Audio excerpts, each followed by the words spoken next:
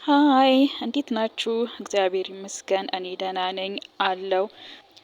ለምን እንደምንተኛ ራሳችሁን ጠይቃችሁ ታውቃላችሁ? ለምን እንደምንተኛ ሳይንቲስቶች ምን እንዳሉ ልንገራችሁማ። ሳይንቲስቶች እስካሁን ድረስ ለምን እንደምንተኛ ሙሉ በሙሉ አልተረዱትም። ሆኖም ግን የእንቅልፍን ጥቅምና የእንቅልፍ እጦት ጉዳትን፣ እንቅልፍ ውስጥ የሚከናወኑ ተግባራትን ተረድተውታል። የእንቅልፍ ጥቅምን ስንመለከት አንደኛ አንጎል ውስጥ የሚጠራቀሙ መርዛማ ንጥረ ነገሮች በምንተኛበት ሰዓት ይጸዳሉ። መርዛማ ንጥረ ነገርን በምሳሌ ስናይ ቤታምሎይድ የሚባል ለአልዛይመር በሽታ መንስኤ የሆነ ንጥረ ነገር አለ። ለአልዛይመር በሽታ መንስኤ የሆነው ቤታምሎይድ የተባለው ንጥረ ነገር የሚወገደው ግላይምፋቲክ በተባለ ስርዓት ነው። ይህ ግላይምፋቲክ የተባለው ስርዓት በእንቅልፍ ወቅት የሚገኝ ነው።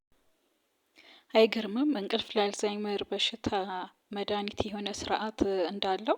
ቀኑን ሙሉ ስንሰራ ሰንብተን የተሟጠጡና የተዳከሙ ሴሎች የሚተኩት የሚያገግሙት በእንቅልፍ ወቅት ነው። በሶስተኛ ደረጃ የእንቅልፍ ጥቅም ትውስታን በማጠናከር ይረዳል። አንጎላችን በእለቱ ያገኘውን መረጃ በማደራጀትና በማጠናከር ከአጭር ጊዜ ትውስታ ወደ ረጅም ጊዜ ትውስታ የሚቀይረው በምንተኛበት ጊዜ ነው። እንቅልፍ ለትምህርት፣ ለችግር አፈታትና ለአዳዲስ ፈጠራዎች አስፈላጊ የሆኑ የነርቭ ሴሎችን ራሳቸውን እንዲያደራጁ ይረዳል።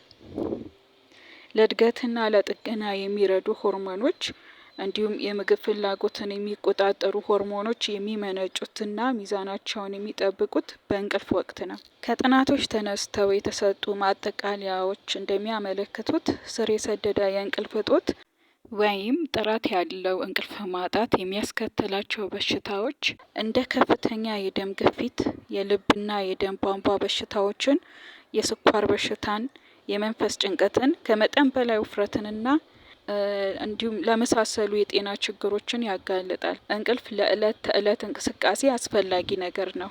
የጊዜያችንን 1/3 በእንቅልፍ እንደምናሳልፍ መረጃዎች ይጠቁማሉ፣ ጥናቶችም ያመለክታሉ። ስለ እንቅልፍ ሲነሳ 3 ችግሮች ከእንቅልፍ ጋር ተያይዘዋሉ።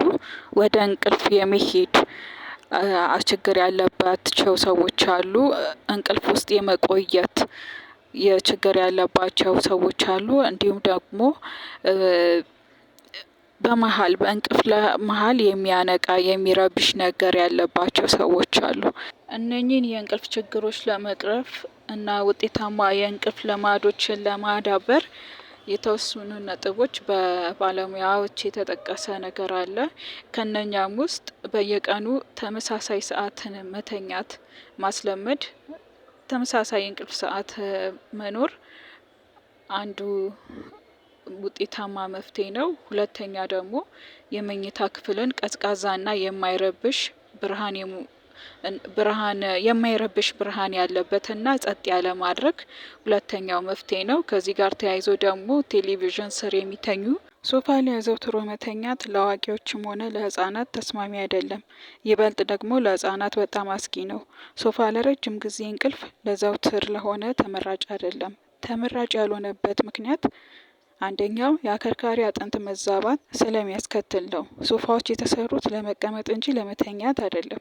የአከርካሪ አጥንት ቀጥ አድርገው ስለማይደግፉ ለአንገት መዛባት፣ ለወገብ ህመም፣ ለሰውነት መገታተር ይዳርጋሉ። አብዛኛዎቹ ሶፋዎች ከአልጋ በጣም ጠባብና አጭር ናቸው።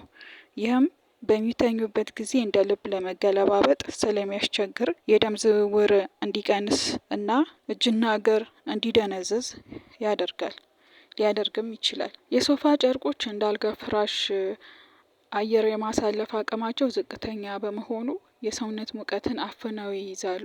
ይህም ትንፋሽ ማጠርን ለትንፋሽ ማጠር ሊያስከትል ይችላል። ሶፋዎች ከአልጋ በበለጠ ለአቧራ፣ ለእንስሳት ጸጉርና የምግብ ፍራፍሬዎችን ሊይዙ ይችላሉ። ደግሞም እንደ አልጋ አንሶላ ቶሎ ለማጠብ አስቸጋሪ ናቸው። የእንቅልፍ ጥራትን መጓደልም ሶፋ ያስከትላል። በሶፋ ላይ በሚተኛበት ጊዜ ሳሎን ለቤት ውስጥ ድምጽ፣ ለብርሃንና ለቴሌቪዥን ጨረር የተጋለጠ በመሆኑ ጥልቅ እንቅልፍን ይከለክላል። የእንቅልፍ ጥራትንም ያጓድላል። ሶፋና ህጻናትን በተመለከተ ደግሞ ሶፋ ላይ ለሚተኙ ህጻናቶች ሶፋ ላይ በሚተኙበት ጊዜ የመታፈን አደጋ ያጋጥማቸዋል። ለድንገተኛ የሞት አደጋም ለድንገተኛ የሞት አደጋ የመጋለጥ እድላቸው ከ49 እስከ 67% እጥፍ የተጋለጡ ናቸው። በእነዚህም ጉዳዮች ምክንያት ሶፋ ላይ አዘውትሮ መተኛትና የዘውትር የእንቅልፍ ቦታ ማድረግ አይመከርም። ልጆች ያሏችሁ ወላጆች ለልጆቻችሁ መኝታ ክፍልን ማስተካከል ይኖርባቸዋል ማለት ነው። ከእንቅልፍ ጋር ተያይዞ የሚመጡ ብዙ ችግሮች ስላሉ ማለት ነው።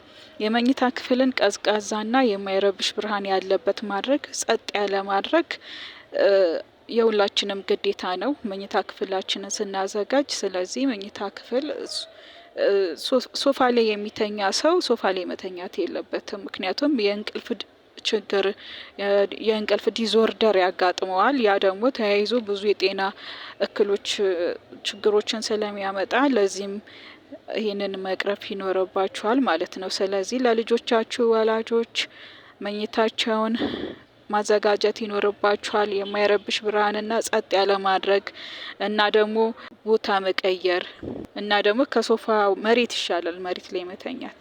በሶስተኛ ደረጃ የተነሳው ደግሞ ካፌንና አልኮልን መቀነስ ነው። በተለይ ምሽት ላይ ካፌንና አልኮልን መውሰድ ከፍተኛ የእንቅልፍ ረብሻን እንደሚያስከትል ተጠቁሟል። ከዛ ውጭ ፍቱን መድኃኒት ተብሎ የተነገረለት የአካል ብቃት ማዘውተር እንቅልፍን ውጤታማ የሚያደርግና በእንቅልፍ ውስጥ የመቆየትን ልማድ እንደሚያዳብርም ተጠቁሟል። ልክ ተኝተው በ20 ደቂቃ ውስጥ እንቅልፍ ካልመጣ አልጋን ለቆ መሄድን የሚመክሩ ባለሙያዎች አሉና በ20 ደቂቃ ውስጥ እንቅልፍ ካልወሰዱት አልጋውን ይልቀቁ።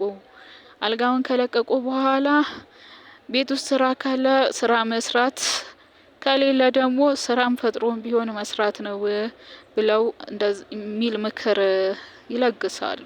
ሌላኛው ደግሞ አልጋን ለእንቅልፍ ብቻ መጠቀም። ሌላው ደግሞ ስልክና አልጋን ማለያየት ነው። አልጋ ውስጥ ሆነው ስልክ መጠቀም የእንቅልፍን ችግር ጤናማ እንቅልፍ አለመተኛትን እንደሚያባብስና እንደሚያጠናክር ባለሙያዎች ይመክራሉ። ስለዚህም በእንቅልፍ ሰዓቱ ላይ አልጋ ውስጥ ሲሆኑ ስልክን ከእጃችሁ ማራቅ እንዳለባችሁና አልጋ ላይ ሆኖ ስልክ ማየት በጣም ለእንቅልፍ ችግሮች እንደሚዳረግ የሚዘግቡ ሰዎች አሉ። ይህን ይመስላል ጤናማ እንቅልፍን ለመተኛት ማዳበር ያለብን ነገሮች እንግዲህ እንደሚከተሉት ከዚህ ቀደም እንደዘረዘርናቸው ነው።